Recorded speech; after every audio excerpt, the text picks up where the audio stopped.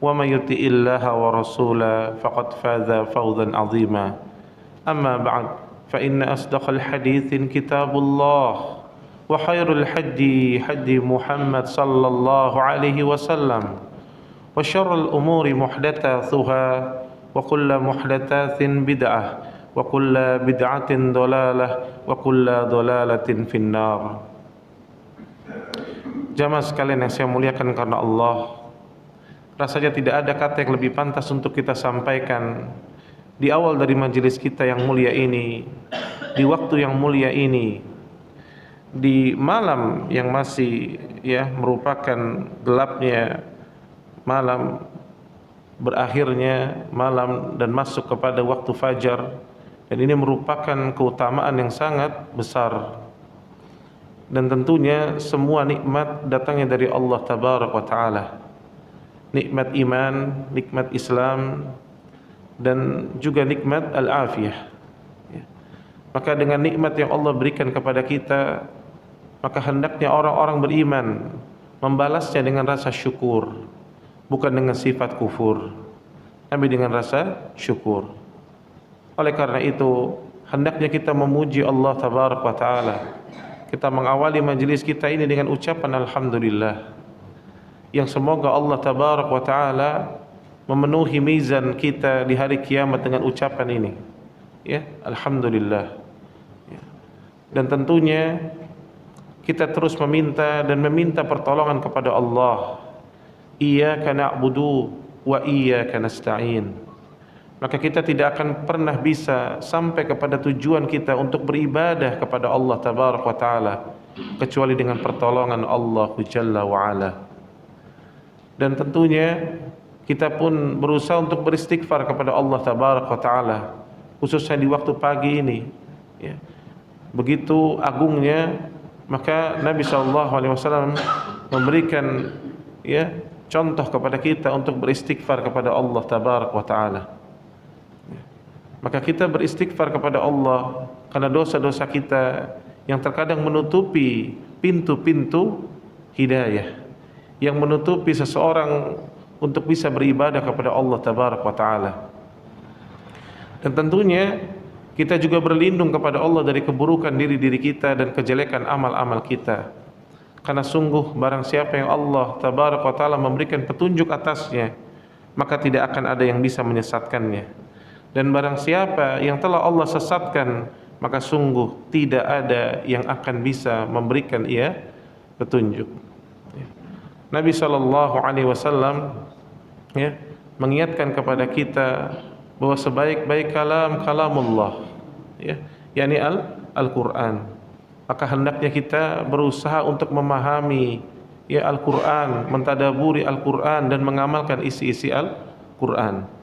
Dan sebaik-baik petunjuk untuk menjalankan isi Al-Quran adalah sunnah Rasulullah sallallahu alaihi wasallam. Maka pegang erat-erat sunnah Nabi sallallahu alaihi wasallam, dan ikutilah perjalanan para sahabat Nabi radhiyallahu anhum ajma'in, karena mereka lah jalan yang paling lurus, orang-orang yang paling mengerti tentang agama ini. Maka siapa yang berpegang teguh di atas sunnah Nabi SAW dengan pemahaman para sahabat, maka dipastikan ia akan mendapatkan gelar radhiyallahu anhum wa radu'an. Dan tentunya kita menjauhkan diri kita dari perkara-perkara muhdats, perkara-perkara yang diada-adakan. Karena sungguh kata Nabi SAW, siapa yang terjatuh kepada perbuatan yang mengada-ada, maka dipastikan dia akan terjatuh kepada perkara yang baru dalam agama ini. Dan siapa yang terjatuh kepada perkara yang baru, maka dia akan tersesat, dan kesesatan itu akan berujung kepada neraka yang panasnya 70 kali lebih panas daripada sepanas-panasnya api di dunia ini. Jamaah sekalian yang saya muliakan, tidak terasa waktu kita telah berada di bulan Rajab. Maka ini salah satu bulan haram, bulan yang begitu mulia, bulan yang begitu agung, dan Allah Tabaraka Ta'ala perintahkan kita untuk beramal salih. Bahkan diingatkan jangan sampai kita berbuat zalim, Karena orang yang berbuat zalim, berbuat dosa di bulan ini tentunya tidak sama dengan bulan-bulan yang lain. Ya. Maka orang yang alim dia tahu kapan waktu, ya, yakni bulan-bulan haram dan juga tempat-tempat yang Allah sucikan, ya. Kota-kota haram seperti Masjidil Haram, Masjid Nabawi, ya. Maka dahulu para sahabat Nabi SAW saja, tatkala mereka berselisih, ya, misalkan mereka berselisih di Masjidil Haram, ya, di Mekkah, maka tatkala itu mereka mengatakan, ayo kita selesaikan di luar. Mereka keluar dulu tadi di tanah haram. Masya Allah. Kenapa? Karena mereka tahu, ya, karena mereka mengetahui, mengilmui akan perihal, yakni kota haram. Siapa yang berbuat zalim di situ akan dilipat gandakan, dan siapa yang berbuat kebaikan pun akan dilipat gandakan, ya. Maka namanya perselisihan, dikhawatirkan bisa ada kezaliman, maka lebih baik keluar dulu, ya. Maka sama seperti di antara kita masuk di bulan haram, ya, maka hendaknya jauhi dari perbuatan kezaliman, ya. Walaupun tentunya kata Syekh Utsaimin rahimallahu taala, seseorang tidak boleh berbuat zalim di 12 bulan, tapi di 4 bulan itu ditekankan lagi, karena Allah mengkhususkan. Artinya mengkhususkan di situ, menekankan bahwa 4 bulan ini lebih berat, ya. Dalam surah At-Taubah ayat 36, ya. Maka jangan sekali-kali kita menganggap enteng, ya. Demi Allah, ya, sesuatu yang kita anggap remeh ternyata di sisi Allah begitu besar, ya. Dan kata Al-Imam Qatadah, agungkanlah apa yang Allah agungkan, karena sungguh betapa banyak sesuatu yang menjadi besar disebabkan karena apa yang Allah agungkan. Maka ketika Allah mengagungkan bulan haram, maka kita agungkan bulan haram dengan apa? Dengan amal salih dan menjauhkan dari perbuatan dosa, ya. Maka siapa yang melakukan itu, Allah akan agungkan dia, ya. Maka siapa yang ingin dirinya mendapatkan kebaikan yang besar, bukan, ya, dengan cara-cara, ya, yang salah, tapi dia hendaknya mengikuti sunnah Nabi SAW. Dan ana ingin mengingatkan, ya, walaupun kita sudah berada di pertengahan, ya, dari bulan Rajab, ya, namun ana ingin sampaikan hati-hati, ya, karena banyak sekali amalan-amalan yang juga tidak dicontohkan, ya. Maka di bulan Rajab ini kita diperintahkan berbuat banyak amal salih, jangan berbuat zalim, ya. Tapi ketika ditanya kepada para ulama alul hadis, ya, seperti yakni Imam Nawawi, juga Imam Bukhari, ya, maka mengatakan bahwa seluruh, ya, hadis-hadis, seperti Ibnu Hajar juga, ya, beliau mengatakan bahwa seluruh hadis-hadis yang mengatakan amalan-amalan khusus di bulan Rajab hanya ada dalam dua keadaan. Yang pertama dhaifu jiddan, yang kedua yakni hadis maudhu, hadis palsu, ya. Maka tidak ada amalan khusus, tapi perbanyaklah segala satu amal salih, ya, secara umum, ya. Tidak boleh mengkhususkan, karena ada yang mengkhususkan puasa di awal Rajab, ya. Mungkin sebagian ikhwah ada yang mendapatkan, ya, pesan-pesan singkat, ya, dan itu hadisnya palsu. Siapa yang berpuasa 3 hari di bulan Rajab, ya, artinya 3 hari terserah dia pilih dari antara bulan Rajab, maka dia mendapatkan pahala, yakni seperti, yakni orang yang beribadah 2 tahun, 2 tahun lamanya. Dan siapa yang berpuasa 3 hari berturut-turut, tiba-tiba langsung naik jadi 700 tahun. Pahalanya tiba-tiba naik 700 tahun kalau 3 hari berturut-turut, ya. Dan siapa yang mengingatkan orang lain, ya, maka dapat pahala 80 tahun. Jadi antum cuma ngingetin WA doang, jangan lupa puasa di bulan Rajab, langsung dapat pahala 80 tahun seperti beribadah. Sementara, ya, kita Lailatul Qadar saja mencari di 10 malam terakhir. Siangnya harus berpuasa, malamnya begadang. Itu dapat pahala 1000 bulan, 83 tahun dan 4 bulan. Sementara ini cuma ngingetin ente dapat 80 tahun. Maka tampak sekali kedustaannya. Dan siapa yang mempelajari ilmu hadis, maka dia akan paham dari matannya saja sudah tampak, ya, kepalsuannya. Karena Nabi SAW diberikan gelar Jami'ul Kalim, ya. Maka beliau, ya, orang yang perkataannya itu yakni simple, sederhana, tetapi penuh dengan makna khas, ya. Ucapan Nabi itu sangat khas, Siapa yang mempelajari hadis Nabi SAW maka dia mengetahui itu. Jawami'ul kalim Nabi SAW itu gelarnya, ya. Sementara hadis-hadis palsu ucapannya tampak sekali kedustaannya, ya. Maka semoga Allah berikan kita taufik, ya, banyak beramal saleh, dan termasuk kita duduknya kita hari ini di majelis zikir, maka tentunya ini berbeda dengan di hari-hari yang lain. Mudah-mudahan Allah tabaraka wa taala jadikan ini termasuk amal saleh, ya. Salawat dan salam tentunya tidak lupa kita haturkan kepada qudwah kita baginda Rasulullah sallallahu alaihi wasallam, dan juga kepada seluruh para sahabatnya tanpa terkecuali, ahlul baitnya, dan juga ke seluruh umatnya yang senantiasa meniti dan membela sunnah beliau sallallahu alaihi wasallam. Baik, saudaraku sekalian, pintu kebaikan dan pintu hidayah, yakinlah bahwa itu berasal dari hati yang bersih. Ya. Maka siapa yang mau memasuki pintu-pintu kebaikan dan dia ingin mendapatkan hidayah dan taufik dari Allah Jalla wa Ala, maka perhatikan, yakni perkara hati yang bersih, ya.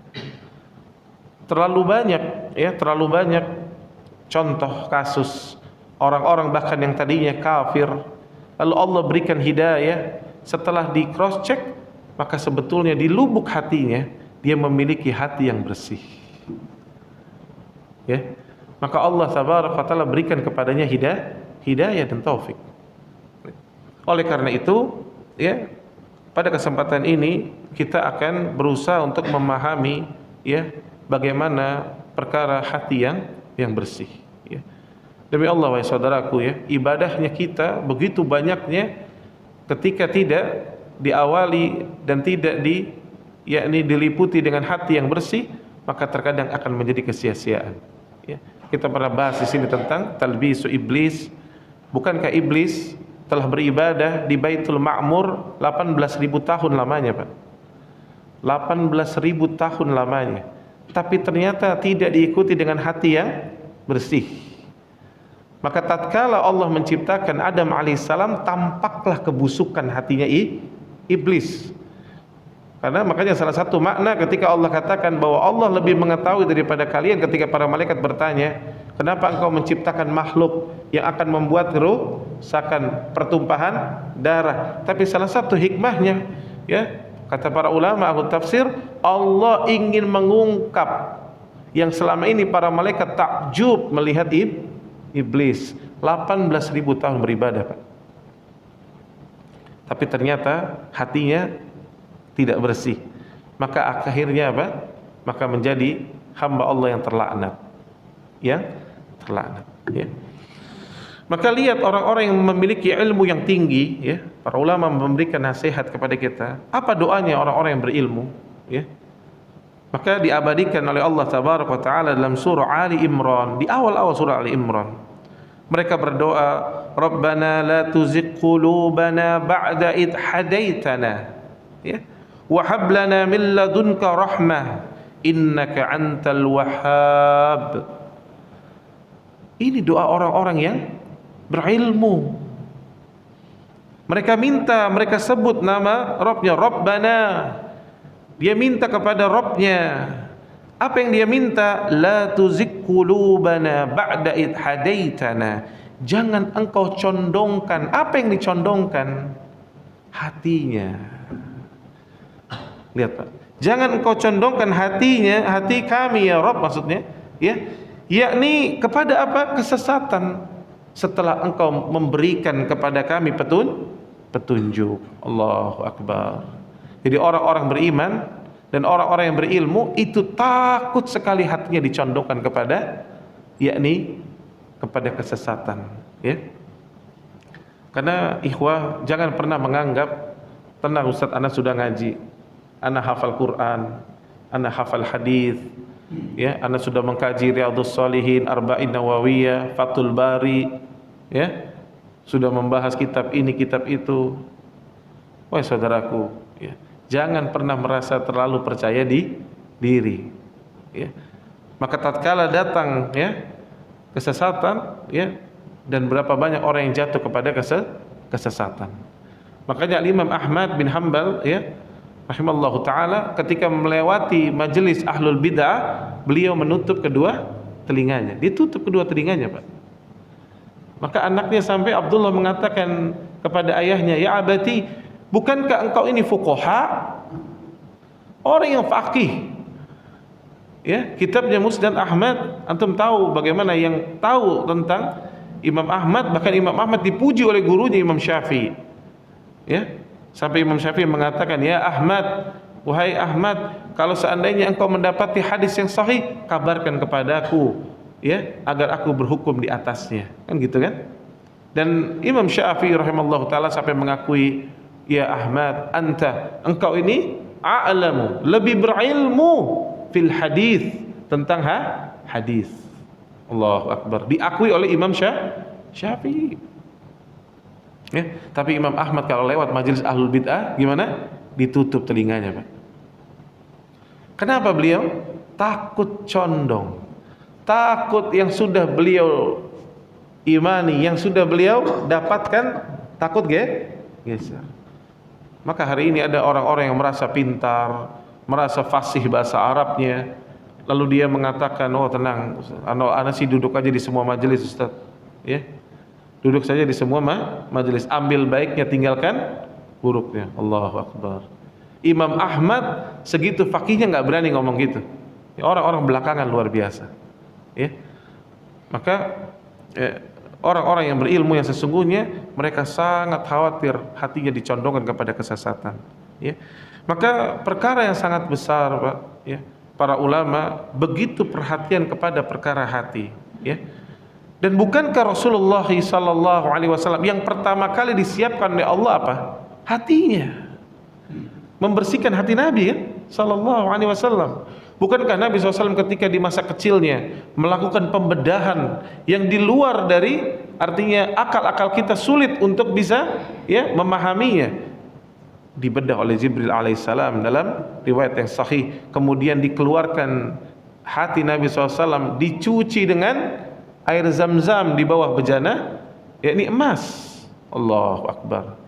Nabi dipersiapkan dari kecil oleh Allah tabaraka wa taala dengan hatinya. Ya. Dan Nabi SAW ketika diangkat menjadi seorang Rasul, apa perintah Allah tabaraka wa taala? Yakni menata hatinya. Nabi diangkat menjadi seorang Rasul dengan surah Al-Mudaththir. Ya ayyuhal mudaththir, qum fa'anzir. Nah, kata-kata fa'anzir inilah yang membuat Nabi SAW diangkat menjadi seorang Rasul. Wahai orang yang sedang berselimut, kum bangkit, fa'anzir, berikan peringatan, wa rabbaka fakabbir, dan besarkan Rabbmu, wa thiyabaka fatahhir, dan bersihkanlah pakaianmu. Apa tafsiran membersihkan pakaian di situ? Kalau antum buka dari kitab-kitab tafsir, dan salah satunya dari bapaknya ahli tafsir Al-Imam At-Tabari rahimallahu taala, maka akan ketemu di situ keterangan para ulama yang dimaksud dengan yakni bersihkanlah pakaianmu, yakni Nabi diminta untuk menata hatinya. Allahu Akbar. Kenapa? Karena setelah itu 23 tahun ke depan akan turun firman-firman Allah, dan itu berat. Bukankah apabila Al-Quran diturunkan kepada sebuah gunung, gunung itu akan hancur? Maka siapa yang hatinya tidak bersih, Pak, dia tidak akan bisa menjalankan Al-Quran. Berat. Dan kita rasakan itu. Kita merasakan, kita sendiri secara pribadi. Coba antum ingat, orang yang ketika hatinya bersih, maka akan lebih mudah menerima Al-Quran, dinasihati dengan Al-Quran, tadarru, nunduk, cepat dia kembali. Tapi ketika hatinya nggak bermasalah, gimana? Susah memahami Al-Quran, susah diajak kembali kepada Al-Quran. Ya. Walaupun tidak secara frontal mengatakan tidak, tapi kenyataannya, prakteknya, ya, tidak bisa menerima Al-Quran secara seutuhnya. Ini yang harus kita ya pahami dengan baik. Ya. Baik. Kita lihat lagi ya, yakni dalam hadis ya yang diriwayatkan oleh Imam Muslim, Ibnu Majah, Ahmad, Baihaqi dan Abu Nuaim, hadis yang sahih ya. An Abi Hurairah radhiyallahu anhu qala, ya, maka dari sahabat Abu Hurairah radhiyallahu anhu, qala Rasulullah sallallahu alaihi wasallam, Rasulullah sallallahu alaihi wasallam bersabda, kata Nabi, innallaha la yanzuru ila suwarikum wa amwalikum walakin yanzuru ila qulubikum wa a'malikum. Allahu Akbar. Hadis ini cukup menjadi yakni nasihat dan sebaik-baik nasihat bagi kita. Kata Nabi SAW, sesungguhnya Allah, lihat, Nabi mengatakan di awal dengan kata-kata sesungguhnya, artinya betul-betul Allah Tabarak wa Ta'ala tidak memandang kalian ya dari rupa-rupa kalian. Mau kalian ganteng, mau jelek katanya, mau hitam, mau putih, mau tinggi, mau pendek, mau gemuk, mau kurus ya. Mau rambutnya lurus, mau rambutnya keriting, mau nggak ada rambutnya, Allah tidak melihat dari rupa-rupa kalian ya. Dan begitu pula Allah tidak melihat dari harta kalian, yang paling banyak mobilnya, yang paling bagus rumahnya, tidak. Allah tidak melihat itu ya. Oleh karena itu saya sering mengajak Bapak Ibu sekalian ya, ketika kita sesekali ziarah kubur, maka perhatikan di kubur-kubur itu, Pak. Ada orang-orang yang dahulu lebih tampan dari kita, lebih kokoh dari kita, lebih banyak perbendaharaan dari kita, dan telah berakhir dengan lubang 2 kali 1 itu kan. Maka Allah pun mengingatkan kepada kita, Allah enggak memandang dengan rupa kalian dan tidak memandang dari harta kalian, walakin akan tetapi Allah melihat dari apa yang ada di hati kalian dan amal kalian, karena hati itu merupakan yakni pondasi dari amal-amal manusia. Allahu Akbar ya. Lihat, jadi yang Allah lihat apa ternyata? Hati dan amal kita. Maka hari ini, Pak, kenapa ini hadis ini penting untuk kita bahas? Hari ini banyak manusia tertipu dengan penampilan ya. Banyak manusia menganggap ya dengan penampilan itu, itulah standarisasi seseorang di atas kebaikan atau tidak. Nah, ya. Maka Allah tidak melihat dari rupa-rupa kalian dan tidak melihat dari harta kalian, tapi Allah melihat dari hati dan amal kalian. Allahu Akbar. Maka perhatikan ya hadis ini ya. Taib. Nabi SAW juga pernah ditanya, Pak. Qila lahu, beliau pernah ditanya, ayyuhan nasi afdal, siapa ya Rasulullah manusia yang paling afdal ya. Lihat, para sahabat dahulu pengen selalu menjadi yang paling afdal. Maka mereka yang ditanya apa? Ayyun nasi afdal, ya Rasulullah, manusia apa yang paling afdal? Orang yang paling afdal seperti apa ya Rasulullah? Maka Nabi SAW menjawab, apa kata Nabi? Kullu mahmumul qalbi sadiqul lisan. Lihat, kata Nabi SAW, yakni orang yang hatinya bersih dan lisannya jujur. Lihat, Nabi mengawali dulu dengan hatinya yang bersih, baru lisannya jujur, menandakan tidak akan jujur itu lisan kalau hatinya nggak bersih. Nanti kita akan bahas bersih dari apa saja ya. Lihat ya. Maka para sahabat berkata lagi, ya Rasulullah, adapun saduqil lisan, yakni lisan yang jujur, kami paham ya Rasulullah. Lihat, para sahabat paham. Tapi yang dimaksud dengan hati tadi mahmumul qalb. Mahmumul qalb itu apa ya Rasulullah? Maka mahmumul qalb ya, kata-kata mahmum berasal dari kata yakni mikhanasah ya. Apa itu mikhanasah? Ini seperti orang yang menyapu, Pak. Ya. Gimana antum kalau nyapu halaman rumah antum? Kotor, sapu, betul nggak? Tiba-tiba nanti ada debu lagi sore, sapu lagi nggak? Sapu lagi. Itu namanya mikhnasah. Nyapu yang berulang-ulang, setiap ada kotoran, disapu lagi. Ada lagi kotoran, disapu lagi. Maka seakan-akan Nabi Shallallahu Alaihi Wasallam ya ingin memberikan nasihat kepada kita bahwa hati itu, Pak, hukum asalnya bersih. Lalu datang kotoran, sapu lagi orang ini. Jadi orang yang menjaga hatinya bersih itu, datang kotoran, sapu lagi. Datang kotoran, dia sapu lagi, bersihkan lagi. Senantiasa berusaha untuk membersihkan hatinya. Ya, ini namanya, yakni orang-orang yang hatinya mahmumul qalb. Ya, Allahu Akbar. Ya, maka senantiasa dia berusaha untuk membersihkan hatinya. Ya. Maka pantas Allah Tabaraka wa Ta'ala pun, ya, ketika Allah Tabaraka wa Ta'ala berfirman, qad aflaha man zakkaha. Ya, sungguh beruntung orang-orang yang mensucikan. Apa yang disucikan di situ? Hatinya. Dia berusaha membersihkan hatinya. Datang noda apa? Ada noda kesyirikan, noda-noda kebid'ahan, ada noda-noda kemaksiatan. Dia bersihkan dari hatinya. Ya. Dia senantiasa membersihkan, ya. Adapun orang kafir, kata para ulama, ya, bagaimana sifat orang kafir? Kata Allah Tabaraka wa Ta'ala, qad badatil baghdha'u min afwahihim wa ma tukhfi suduruhum akbar. Lihat, kata Allah Tabaraka wa Ta'ala, telah nyata kebencian dari mulut mereka. Orang kafir itu mulutnya benci sekali dengan kebenaran, dan apa yang tersembunyi di hati mereka jauh lebih jahat. Jadi hatinya gimana?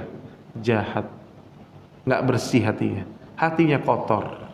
Walaupun tampaknya nanti kelihatan indah, tampaknya kelihatan bagus, tapi tidak. Kata Allah, mereka itu hatinya sangat jahat. Antum bisa, ya, lihat dalam surat Ali Imran, ya, di ayat ke 118. Al-Imam As-Suyuti, ya, rahimallahu ta'ala, beliau menceritakan tentang Al-Imam An-Nawawi rahimallahu ta'ala. Ya, lihat bagaimana Imam Suyuti menceritakan tentang Al-Imam An-Nawawi. Kata Al-Imam As-Suyuti, Al-Imam Nawawi itu, ya, orang yang bagaimana? Al-muqaraba lil a'mali qulub. Apa itu maksudnya? Yakni orang yang senantiasa mengawasi hatinya. Tuh Imam Nawawi. Jadi dia lebih sibuk mengawasi amalan hatinya dibandingkan mengawasi zahiriyah. Diawasi nih hatinya nih. Nih gimana nih hari ini, pekan ini, bulan ini, tahun ini, masih ada nggak sisa riak-riak nih? Masih ada nggak nih hasad kepada sesama muslim? Ya, masih adakah rasa-rasa, ya, kebencian dan seterusnya kepada sesama muslim? Maka dia berusaha untuk mengawasi hatinya. Maka tatkala dia melihat ada penyakit, dia berusaha membersihkannya. Ada penyakit, dia berusaha membersihkannya. Ya, dan kita telah pernah cerita saya di sini, ya, bagaimana kisahnya beliau ketika berhubungan dengan seorang pencopet.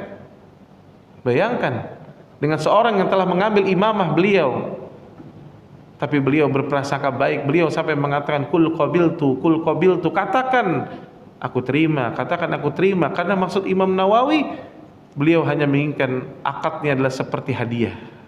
Karena beliau mazhabnya Syafi'i, dan mazhab Syafi'i itu beri hadiah pun harus pakai ijab qabul.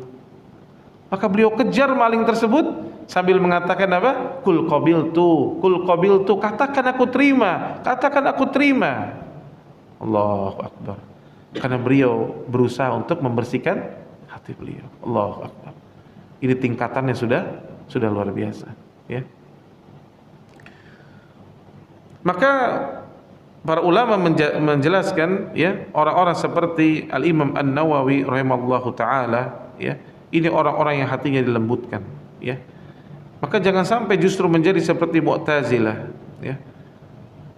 Bagaimana Mu'tazilah? Para ulama mengatakan utun zaka'an walam yu'tu zaka'a. Ya, mereka diberikan kecerdasan kepada akal mereka, tapi tidak diberikan kebeningan hati itu. Makanya orang-orang Mu'tazilah, Pak, kalau beragama pakai akal. Apa-apa harus serba masuk akal. Padahal akal itu tidak semua bisa menerjemahkan wahyu.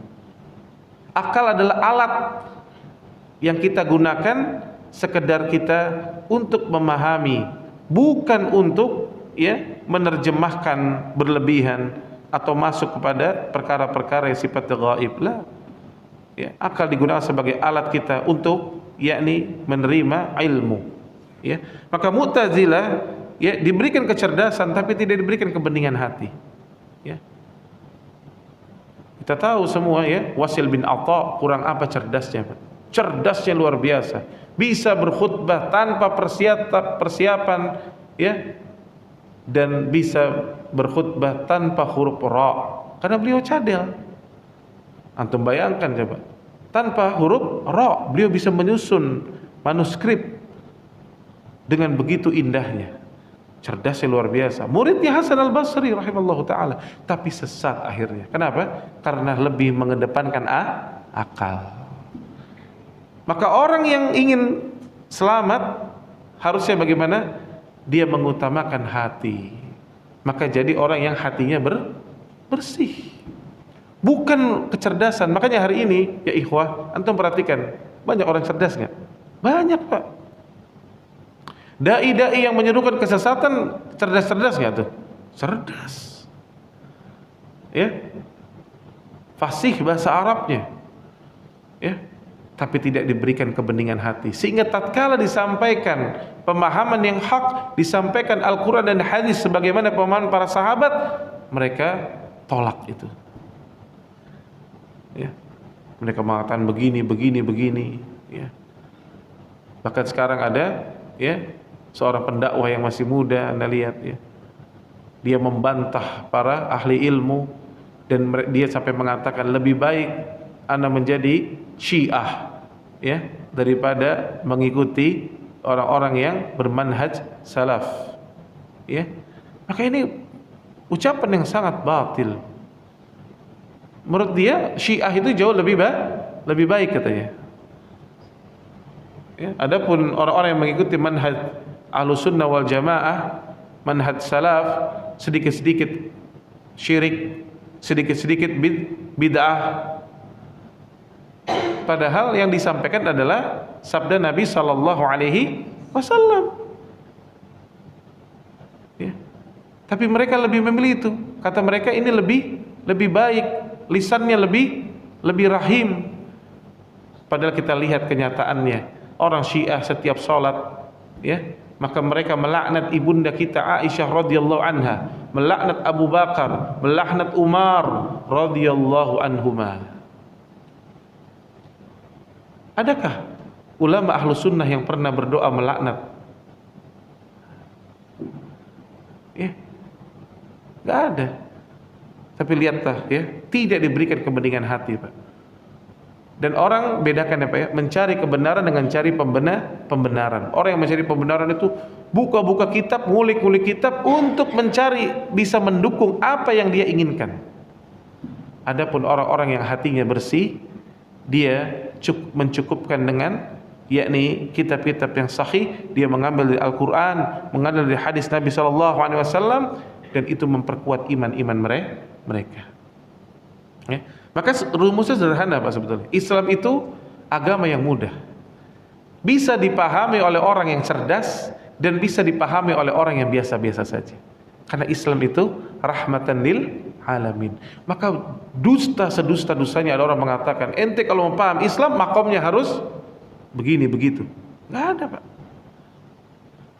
Islam itu bisa dipahami oleh orang yang cerdas dan tidak yang biasa-biasa saja. Kenapa? Di zaman Nabi SAW ada sekaliber Abdurrahman bin Auf, ada Umar bin Khattab, ada Abu Bakar As-Siddiq radhiyallahu anhum ajma'in, yang mereka ini dari kasta orang-orang, kalau kita sekarang tinggi, Pak, kastanya, Pak.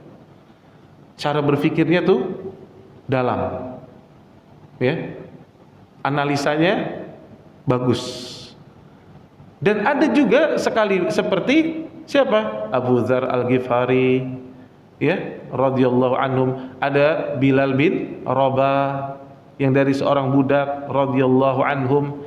Dan Bilal bisa paham tentang Islam. Maka batil seseorang yang mengatakan orang yang mau paham Islam harus begini, harus begitu. Enggak. Islam mudah untuk dipahami. Ya. Karena Islam konsepnya adalah la ilaha illallah Muhammadur Rasulullah. Ya, dan dari kata Islam saja sudah kita pernah bahas. Islam artinya menyerah. Simple. Siapa yang mau masuk dalam Islam, mau berhasil, pertama ikuti kata Islam itu sendiri. Menyerahlah kepada Allah. Menyerah dalam apa? Menyerah dengan ketetapan-ketetapan Allah, yakni dengan aturan-aturannya, dengan takdir-takdirnya, nyerah. Udah nyerah. Orang yang nyerah gimana? Nggak suka bantah kan? Nggak angkat suara kan? Itulah orang yang hatinya bersih. Maka dia nyerah. Sederhana Islam itu. Nah, ketika dia telah menyerah, maka akidahnya di atas la ilaha illallah, tidak menyembah kepada yakni sesembahan yang lain kecuali Allah Jalla wa Ala, dan Muhammad Rasulullah, artinya dia tidak mengikuti apapun dalam agama ini kecuali kembali kepada sunnah Rasulullah sallallahu alaihi wasallam. Maka siapa yang melakukan itu, dia telah menjalankan Islam yang hak. Simple. Ya. Cuman belakangan orang-orang membuatnya jelimet. Ya, membuatnya jelimet. Maka ingat lagi ya, Mu'tazilah, ya, orang-orang yang tidak diberikan kecerdasan, ya, tidak diberikan kebeningan hati, ya, maka akhirnya mereka tersesat, ya. Iblis juga sama tadi kan. Iblis itu kenapa? Karena mengedepankan akal, ya. Ketika dia menganggap bahwa dirinya lebih baik daripada Adam alaihi salam. Baik. Kita lihat lagi doanya Nabi Ibrahim alaihissalam, ya. Yakni Allah abadikan dalam surat Asy-Syu'ara, ya, surat ke-26, ya. Ketika Nabi Ibrahim alaihissalam berdoa kepada Allah, wala tuhzini yauma yub'atsun. Dia minta kepada Allah tabaraka taala, jangan engkau hinakan aku pada hari mereka dibangkitkan. Jadi Nabi Ibrahim enggak mau dihinakan, ya. Maka Allah tabaraka taala melanjutkan dalam firman-Nya, yauma la yanfa'u malun wala banun. Apa itu hari apa itu? Hari ketika harta dan anak-anak tidak berguna. Ingat Pak, hari ini kita apa yang paling dibanggakan manusia? Harta dan anak-anak. Makanya orang biasanya gimana Pak? Cerita hartanya. Oh, anak punya saham di sini, itu punya anak, itu punya anak, itu punya anak, itu usaha anak, itu usaha anak, kan gitu. Lalu cerita anaknya, oh anak-anak sekarang di pesantren ini, anak-anak sudah hafal sekian, anak-anak sekarang dapat beasiswa di sana, anak-anak lulusan ini, anak-anak kerja di sini. Gitu kan? Maka Allah sengaja langsung mengatakan hari harta dan anak-anak tuh nggak bermanfaat tuh, yang ente bangga-banggain. Ya, supaya jelas tuh, itu dulu, ya. Yang selama ini dibanggakan, diagungkan, diangkat, ternyata nggak bermanfaat. Lalu Allah mengatakan, illa, kecuali apa? Man atallaha biqalbin salim, kecuali orang-orang yang menghadapkan Allah dengan hati yang bersih. Allahu Akbar. Ternyata yang menyelamatkan manusia itu hati yang bersih, Pak. Yang hari ini banyak manusia tertipu, harta dan anak-anak melupakan mereka. Mereka berpikir harta dan anak-anak itulah yang akan mengekalkan mereka, yang akan menjadi indikator kebahagiaan mereka. Ternyata enggak. Dan Allah telah katakan hari itu enggak ada. Ya. Bahkan dalam satu riwayat Pak, ya, nanti di hari kiamat, ya, suami istri ini Pak, di dunia saling mencintai. Ya, saling mencintai. Ketika di akhirat nanti Pak, suaminya berkata kepada istrinya, wahai istriku, bukankah engkau mencintaiku? Iya. Kalau gitu berikan aku pahalamu sedikit saja, satu pahala saja. Istrinya sudah lihat neraka di hadapan, nggak bisa kata istri. Ternyata istrinya yang selama ini habis-habisan dia supply, habis-habisan dia berbuat baik sudah kepada istrinya, ternyata pada hari kiamat Pak, satu pahala pun nggak mau dikasih. Begitu pula sang suami, istri yang mengatakan, wahai suamiku, bukankah engkau mencintaiku? berikan aku pahalamu sedikit. Enggak ada. Enggak bisa. Semua orang hari itu hanya berpikir bagaimana bisa selamat. Bagaimana bisa melewati sirat dengan selamat. Allah. Maka salah satu yang membuat seseorang bisa selamat, Allah telah mengatakan, yakni illa man atallaha biqalbin salim, dengan hati yang selamat, hati yang bersih, ya. Maka orang-orang yang beruntung akan kembali dalam keadaan qalbun salim. Dan Rasulullah sallallahu alaihi wasallam, para nabi telah kembali dengan hati yang selamat. Lihat, Nabi SAW dan para nabi telah kembali dengan hati yang selamat. Maka sekarang pertanyaannya, aina nahnu? Gimana kita nih? Kita di mana? Selamat nggak kira-kira kita nih?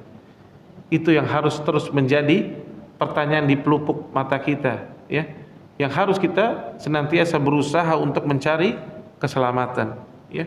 Maka lihat Nabi SAW pun senantiasa berdoa, was'aluka qalbun salimah. Nabi SAW minta kepada Allah hati yang selamat. Padahal Nabi tadi SAW sudah dicuci hatinya, maksum, dijaga oleh Allah Tabaraka wa Ta'ala. Tapi Nabi senantiasa berdoa, was'aluka qalbun salimah, dan minta kepada Allah senantiasa agar diberikan hati yang selamat. Kita ini kadang-kadang berapa sering sih Pak kita berdoa setelah sujud, kita berdoa subhana rabbiyal a'la, subhana rabbiyal a'la, ya 3 kali. Setelah itu kita berdoa minta kepada Allah, ya muqallibal qulub tsabbit qalbi ala dinik. Kita berdoa kepada Allah, inni as'aluka qalbun salima, minta kepada Allah hati yang selamat.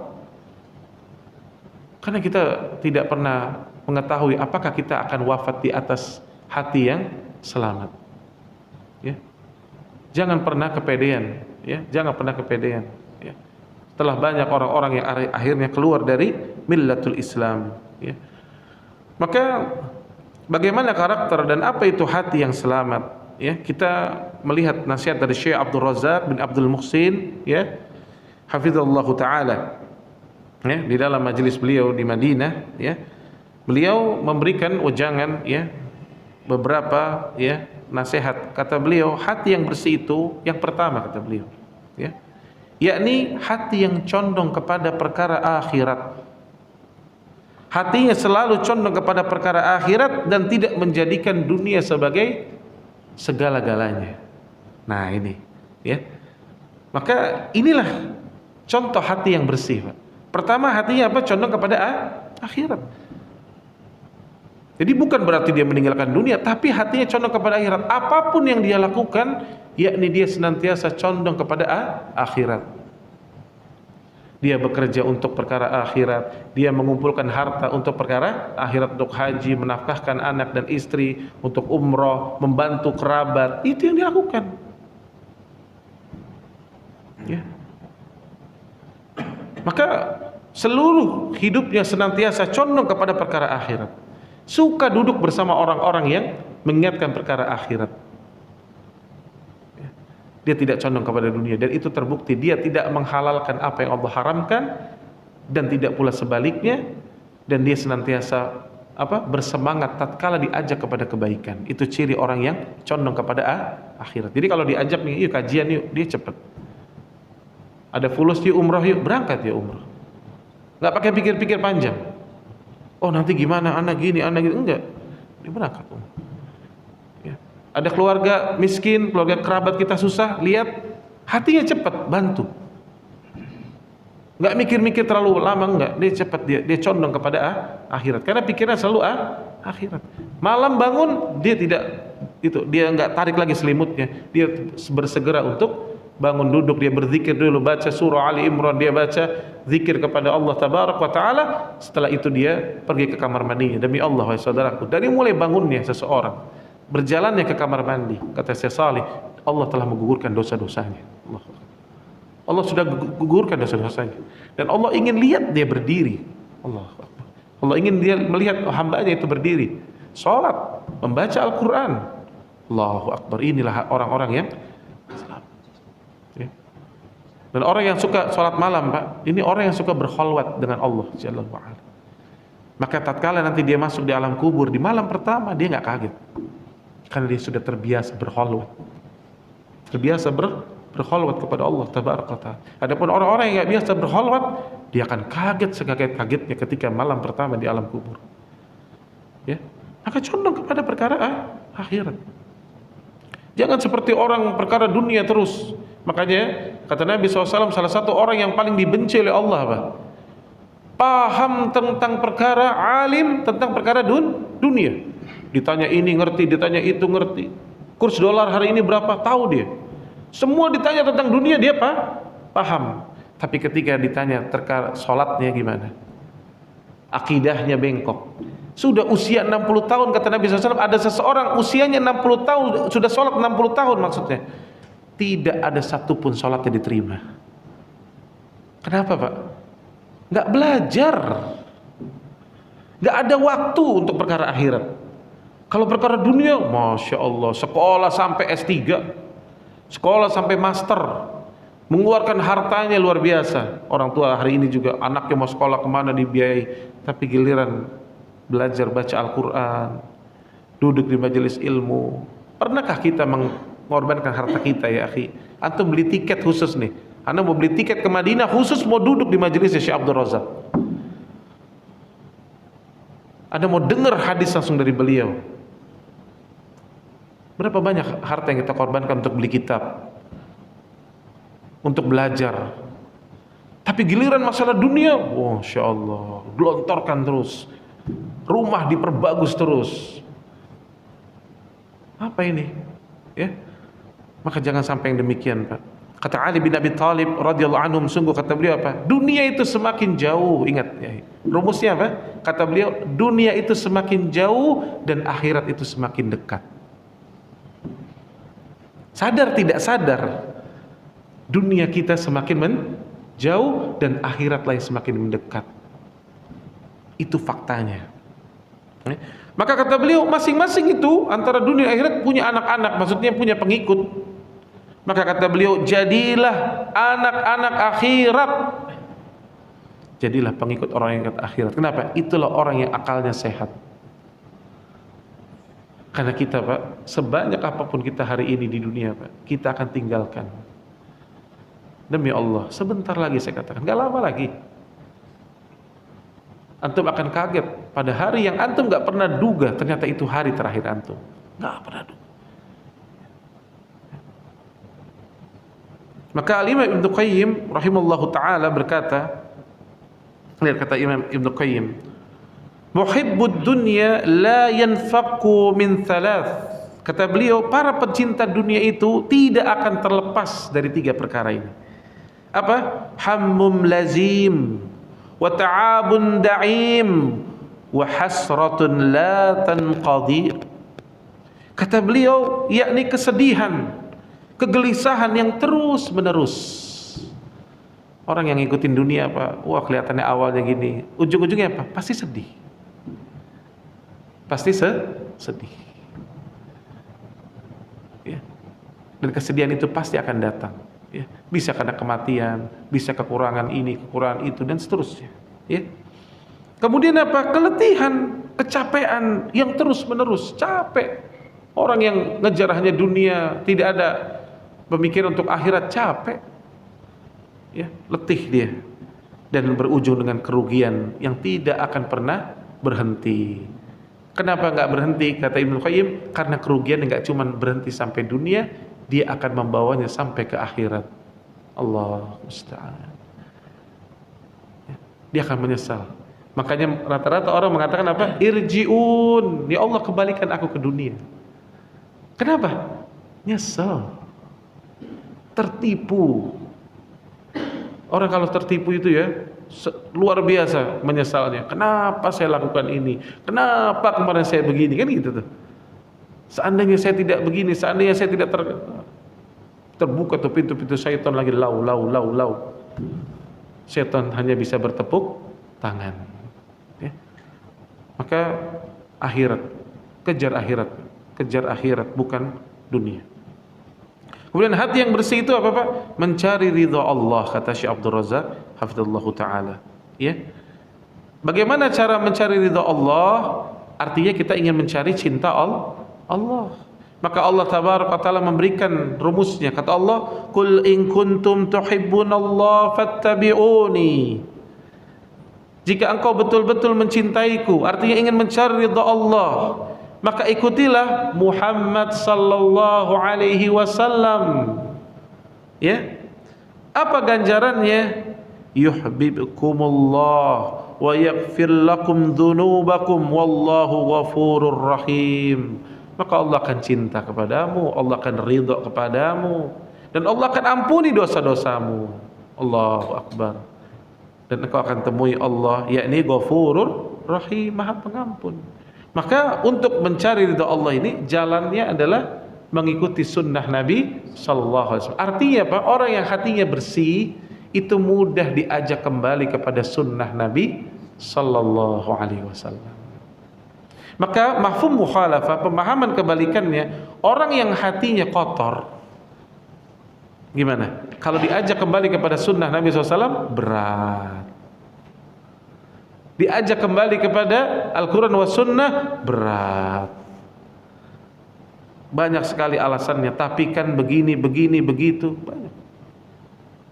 Lebih mengagungkan benderanya, lebih mengagungkan perkataan syekhnya. Ya, tidak boleh. Seorang yang hatinya bersih, dia akan condong mengikuti sunnah Nabi sallallahu alaihi wasallam.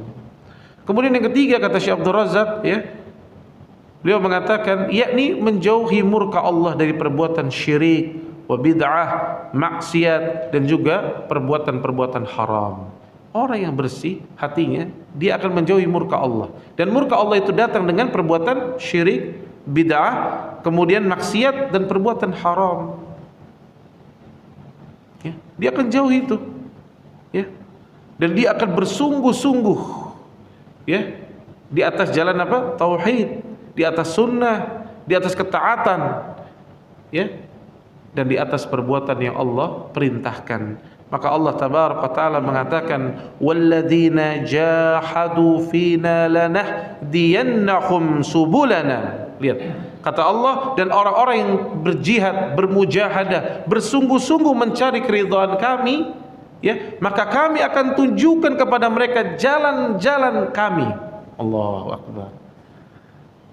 Maka jalan-jalan itu hanya ditunjukkan kepada siapa? Orang-orang yang betul-betul bersungguh-sungguh, hatinya bersih, ya. Maka Allah tabaraka taala mengatakan, wa innallaha lama'al muhsinin, dan Allah senantiasa berserta orang-orang yang berbuat kebajikan, ya. Maka harus seperti itu, dia menjauhi dari sesuatu yang Allah murkai. Kemudian yang keempat, yakni kata Syekh Abdul Razak radhiyallahu taala, yakni fokus memperbaiki amal daripada sekedar beramal. Nah ini Pak, kaidah ini perlu dipahami. Jadi para ulama dahulu lebih sibuk memperbaiki amal itu, artinya kualitasnya Pak, dibandingkan sekedar kuantitas atau sekedar beramal. Yang penting banyak, bukan. Tapi mereka sudah masuk kepada level memperbaiki amal itu sendiri. Apa dasarnya Pak? Firman Allah, Qul huwallahu ahad, bahwa katakanlah dialah Allah yang esa. Maksudnya Pak, ya, dengan hubungannya, korelasinya dengan memperbaiki amal, yakni seseorang itu betul-betul mengesakan Allah di dalam beramal. Karena banyak orang Pak, awalnya beramalnya benar, lalu belok. Dia beramal untuk dunia, dia beramal untuk manusia, dia beramal untuk kelompoknya, dia beramal untuk komunitasnya, dia beramal untuk anak istrinya. Padahal harusnya seseorang beramal salih untuk Allah Jalla wa'ala, ikhlas, memurnikan ibadah itu kepada Allah. Ala lillahi dinul khalis, ya. Maka para ulama dahulu begitu luar biasa, ya, bersungguh-sungguh ketika memperbaiki amal itu, ya, membersihkan hatinya. Seperti Hisham, ya, kata Hisham, ya, beliau mengatakan, demi Allah, saya tidak mengatakan sesungguhnya saya pergi satu hari safar mencari hadis, ya, karena betul-betul mengharapkan wajah Allah, ya, azza wa jalla. Maksudnya apa? Beliau tuh nggak kepedean Pak, nggak pernah menganggap dirinya, ana nih orang yang sudah ikhlas full, mencari hadis karena Allah, tidak, tapi dia kadang-kadang masih merasa wah dirinya banyak kekurangan, maka dia berusaha untuk memperbaiki, mengikhlaskan amalnya kepada Allah. Sebagian kita kadang-kadang bermudah-mudah, ikhlas kan antum? Ikhlas kan? Ikhlas. Padahal kata para ulama, siapa yang masih mengatakan ikhlas, mengklaim dirinya ikhlas, dia masih membutuhkan keikhlasan. Paham ya, Pak? Orang yang mengklaim perbuatan saya ikhlas, ana ikhlas, artinya dia masih membutuhkan keikhlasan. Karena orang yang ikhlas, salah satu cirinya tidak pernah mengklaim dirinya telah ikhlas, namun dia orang yang berusaha untuk ikhlas, dan itu merupakan yakni qalbun salim, hati yang selamat, dan itu tentunya hanya antara dirinya dengan Sang Khalik. Dia tidak pernah mengklaim kepada manusia, Lihat kata Waqi, Pak. Kata Waqi, rahimallahu taala, beliau mengatakan, tidaklah kita hidup kecuali di balik tirai. Lihat bahasanya. Tidaklah kita hidup ini, Pak, kecuali di balik tirai. Seandainya tirai itu dibuka, kata Waqi, maka akan tampak tuh perkara yang sangat besar, yaitu benar atau tidaknya niat seseorang. Lihat, kita ini hidup banyak di balik tirai, Pak. Orang hanya melihat kita yang tertutup dari tirai. Seandainya terbuka, nah itu yang aslinya tuh. Oleh karena itu, para ulama lebih mengedepankan bagaimana mereka membersihkan hati mereka, memperbaiki dari kualitas amal mereka. Maka dahulu, Pak, ada seorang salaf, Pak, lagi berjalan sama anaknya, lalu diberikan uang oleh seseorang, dapat 5 dinar, Pak. Dapat berapa? 5 dinar. 5 dinar hari ini berapa? Kalau dikalikan 1 dinar itu 4/4 gram ya. 1 gram aja sekarang udah berapa? Anggap aja 4 gram deh yang mudah, 4 gram, 1 gram 1 juta misalkan, 4 juta lah, anggap yang gampang, 4 juta kali 5 di 5 dinar berarti berapa tuh? Lumayan lah dapat puluhan juta. Lalu tiba-tiba di hadapannya ada orang miskin, Pak. Orang miskin tuh minta. Kalau antum, level antum kasih berapa? Habis dapat 5 dinar nih, kan? Habis dapat 5 dinar, nggak kerja, nggak apa, tiba-tiba ada peminta-minta di depan. Kasih berapa level antum? 5 juta? Masya Allah, ini jarang-jarang nih.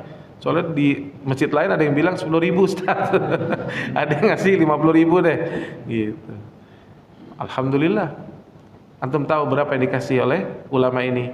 Dikasih semuanya, Pak. Allahu Akbar. Semuanya dia infakkan.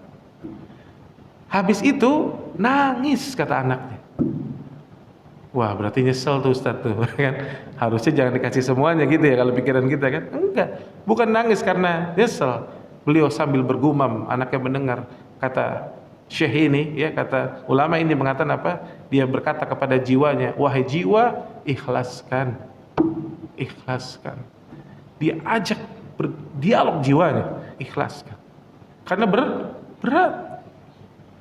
Gak mudah proses membersihkan hati itu, proses untuk berusaha kita mengikhlaskan sesuatu, itu bukan perkara yang mudah. Maka dia ajak jiwanya, ikhlaskan.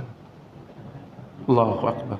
Lihat, bersedekah sekian banyak tapi takut gak ikhlas. Sebagian diantara kita bersedekah baru sebagian kecil, tapi sudah merasa dirinya paling ikhlas. Maka para ulama berusaha untuk dia memperbaiki dari setiap amal-amalnya. Dia perbaiki amal-amalnya, bukan sekedar dari kuantitas, bukan sekedar banyaknya beramal, tapi dia pikirkan bagaimana agar amal itu berkualitas. Dan inilah yang akan membawa kepada seseorang kepada qalbun salim, kepada hati yang bersih. Dan Allah senantiasa menolong hamba-hambanya yang hatinya bersih. Antum perhatikan baik-baik, Allah pasti akan menolong orang-orang yang hatinya bersih, dengan cara yang Allah miliki. Maka orang yang hatinya bersih, dia akan selamat di dunia dan di akhirat. Dan itulah perjuangan yang paling berat, Maka tentunya masih banyak riwayat-riwayat dari para ulama, namun dengan waktu yang ada kita cukupkan, dan mudah-mudahan Allah tabaraka wa taala memberikan kepada kita qalbun salim, dan kita minta kepada Allah, kita minta dan minta terus kepada Allah agar Allah bersihkan hati kita dan mudah-mudahan kita selamat tatkala sampai di hari terakhir kita di dunia ini yang fana ini. Maka Allah cabut nyawa kita dengan keadaan hati yang bersih dari noda-noda kesyirikan, bersih dari noda kebid'ahan, bersih dari kemaksiatan, dan senantiasa tadarru taslim kepada Allah dan Rasulnya. Dan inilah sebaik-baik seorang yang pulang kembali kepada Allah Tabaraka wa Ta'ala. Ya.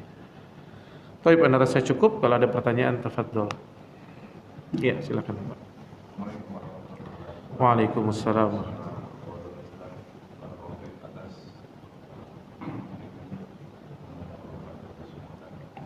Jadi menarik sekali kan untuk organisasi yang disampaikan memang berat. Pertama saya karena niat bayang kita ikhlasan, bayang diperhatikan. Cuman kalau amal-amal yang kita laksanakan ini kan memang tujuannya adalah mencapai Allah. Tapi ada beberapa hal dalam proses amal itu kan dilihat oleh manusia. Hal ini rawan sekali terhadap keikhlasan yang akan baik. Nah, yang menjadi pertanyaan adalah bagaimana kita bisa istiqomah untuk mencoba untuk materi ini supaya tetap berada di jalur ikhlas dan pasti hatinya. Karena tidak bisa dipungkiri bahwa ujian itu memang menjadikan kita hidup dengan lain sendiri, bahwa untuk mencadangkan diri kita sendiri. Nah, itu bagaimana kita bisa menjaga diri. Ya. Ya. Waalaikumsalam warahmatullahi wabarakatuh. Dijawab oleh para ulama ya, bagaimana agar kita ya bisa menjaga keikhlasan ya. Yang pertama, hendaknya kita banyak berdoa, ad-du'a ya. Minta pertolongan kepada Allah. Demi Allah, semua yang kebaikan yang bisa kita dapatkan tidak lepas dari pertolongan Allah. Ya, maka banyak kita melantunkan doa ya.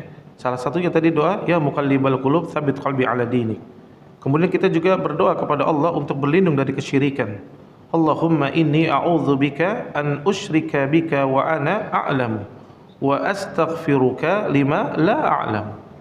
Yani kita minta kepada Allah berlindung dari perbuatan kesyirikan yang dimana kita mengetahuinya, dan kita beristighfar dari apa-apa yang kita tidak ketahui. Demi Allah, dalam kehidupan kita sehari-hari tanpa sadar terkadang ada ucapan kita, perbuatan kita yang di situ mengandung ketidakikhlasan, bahkan menjurus kepada kesyirikan. Banyak orang hari ini contohnya mengatakan, sering sekali kita dengar ya, demi Allah, demi Rasulullah, ya dikit-dikit untung ada si fulan. Itu nggak sadar tuh, dia nggak ada niat sebetulnya, tapi ucapannya itu sebetulnya ucapan yang mengandung kesyirikan. Harusnya setiap kenikmatan, keselamatan dia sandarkan kepada Allah. Harusnya dikatakan apa? Alhamdulillah, Allah telah menolongku dari perkara ini. Tsumma, kemudian si fulan itu datang membantu, kan gitu. Tapi sebagian orang untung ada si fulan. Kalau nggak ada si fulan ini gimana? Ada orang misalkan sukses, ini kenapa? Saya sukses karena dia nih. Kalau bukan karena dulu koneksi dari dia, bantuan dari dia, saya nggak akan begini. Ini ucapan dia kekufuran ini, Pak. Maka kita berlindung kepada Allah ya. Makanya banyak-banyak berdoa, minta agar diluruskan hati ini di atas agama. Ingat selalu ya hadis Anas bin Malik ya radhiyallahu anhum yang pernah diperintahkan oleh Nabi SAW, perbanyak wahai Anas berdoa, ya muqallibal qulub tsabit qalbi ala dinik. Maka kata Anas bin Malik, ya Rasulullah, atakhafu alaina, apa engkau khawatir kepada kami? Padahal kami yang membenarkan engkau, kami yang berjuang bersama engkau. Dan Anas bin Malik ini perlu diketahui Pak, tinggal bersama Nabi, membantu Nabi 10 tahun di rumahnya. Tapi Nabi SAW mengatakan apa? Perbanyak ucapan itu, ya doa itu. Dan ketika Nabi dikatakan, apa engkau khawatir kepada kami? Apa kata Nabi SAW? Naam, iya, aku khawatir kepada kalian. Kalau Anas bin Malik yang pernah tinggal di rumah Rasulullah SAW 10 tahun dan merupakan sahabat Nabi SAW, ya, itu dikhawatirkan, Mbak. Kita ini lebih berhak untuk dikhawatirkan. Maka banyak-banyak berdoa, minta pertolongan kepada Allah. Begitu pula tadi minta perlindungan dari setiap kesyirikan. Hati-hati, Pak. Kesyirikan itu luar biasa. Makanya seluruh para nabi dan rasul diutus untuk mendakwahkan apa? Tauhid dan menjauhkan dari kesyirikan. Karena manusia itu sering tanpa sadar condong kepada kesyirikan. Berapa banyak kaum muslimin di toko-tokonya, di rumah-rumahnya ada foto-foto orang-orang yang dianggap solih, dan dia menganggap foto ini mendatangkan keberkahan. Itu yang jadi masalah. Dia menganggap foto ini akan mendatangkan maslahat dan menolak mudarat. Detik itu dia berbuat kesyirikan. Ya, hati-hati. Ya. Ya. Maka banyak sekali ini tanpa sadar, Pak. Tanpa sadar. Bagaimana kita kepada orang-orang salih, kita hormat kepada mereka, kita doakan mereka, tapi bukan meletakkan sesuatu yang bukan pada tempatnya. Menganggap kebaikan itu, kemudaratan bisa datang dan pergi dengan perantara orang-orang salih. Maka ini kesyirikan, ya. Seperti itu. Kemudian yang kedua, obatnya nuntut ilmu. Ya, menuntut ilmu. Maka salah satu talbis iblis, ya, para ulama menjelaskan salah satu talbis iblis yang terbesar adalah menjadikan anak Adam untuk malas menuntut ilmu. Dan orang yang jauh dari ilmu, Pak, kata syaitan, kami begitu mudah membolak-balikan diri mereka. Lihat. Orang yang nggak punya ilmu, Pak, mudah dibolak-balikan oleh syaitan. Kena ini dia disesatkan di sini, kena ini disesatkan di sana, mudah. Adapun orang yang berilmu susah. Dia mau disesatkan begini, dia tahu ilmunya, dia berusaha begini, dia berusaha tawadhu, dia berusaha ikhlas, dia masih berusaha istighfar. Anggap dia berbuat kesalahan, dia segera istighfar. Syaitan udah capek-capek nyesatin, bayangin, Pak. Orang punya ilmu tentang taubat aja nih, itu syaitan udah putus asa luar biasa, Pak.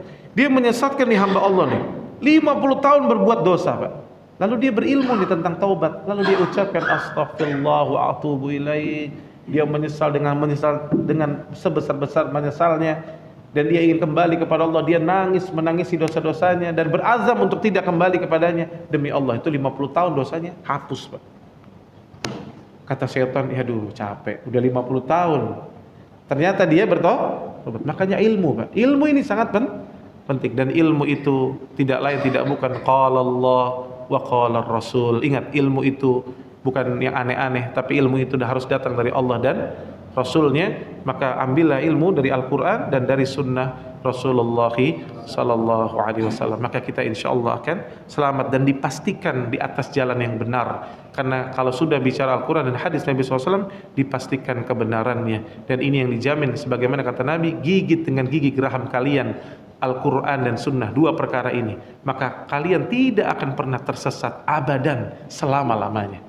Ya, maka gigit dengan gigi geraham kalian dua perkara itu, ya, bukan perkataan-perkataan manusia. Ya. Taib, ana rasa cukup karena waktu yang siang. Ya, mudah-mudahan Allah tabaraka wa taala berikan kepada kita qalbun salim dan Allah wafatkan kita di atas dinul Islam. Wa sallallahu ala nabiyyina Muhammad wa ala alihi wa ashabihi ajma'in. Subhanakallahumma wa bihamdika asyhadu an la ilaha illa anta astaghfiruka wa atubu ilaik. Assalamualaikum warahmatullahi wabarakatuh.